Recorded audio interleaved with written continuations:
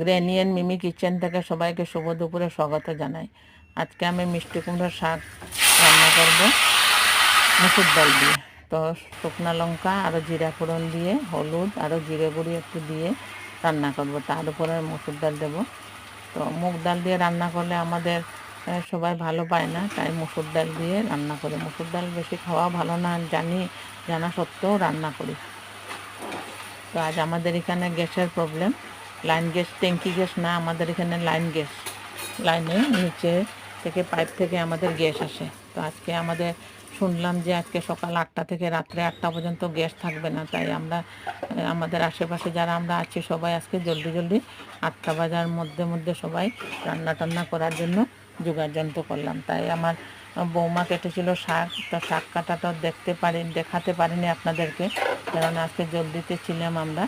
তো শাক কেটে দিল, আমাকে ধুয়ে কেটে ধুয়ে তারপর আমি এইদিকে শাকের সাথে আমি ডাল দিয়ে রান্না করব। তো আমার কেটলিতে গরম জল থাকেই, তো বেশি সময় লাগবে না। শাকটা বহুত ভালোই ছিল, কিন্তু গরমের জন্য একটু পাতাগুলো একটু খারাপ হয়ে গেছে। তো বেশি শাক না, অল্পই শাক। তো আপনারা আজকে কে কী রান্না করলেন গরমটার মধ্যে আমাকে একটু জানাবেন।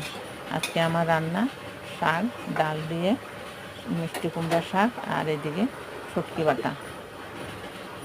তো শাকের মধ্যে একটু জল দেব, একটু ডালটা একটু ফাটা ফাটা হলে ভালোই লাগে ভাতের সাথে খাবার জন্য। দুপুরবেলা এইভাবে গরমের মধ্যে আর লেবু চেপে দিলে বহুতে টেস্টি লাগে। তো আপনারা যারা জানেন তো জানেনই শাক কীভাবে রান্না করে, যারা জানেন না এইভাবে একবার আপনারা ট্রাই করে দেখতে পারেন। তো আপনাদের সহযোগিতায় আমি অনেক জিরো থেকে একটু ভিউজ পেয়েছি আপনারা আমার চ্যানেলটা দেখার জন্য। তো আমি আপনাদেরকে ধন্যবাদ জ্ঞাপন করি। আগে আমি আশা করি আপনারা সবাই আমার চ্যানেলটা দেখতে থাকবেন।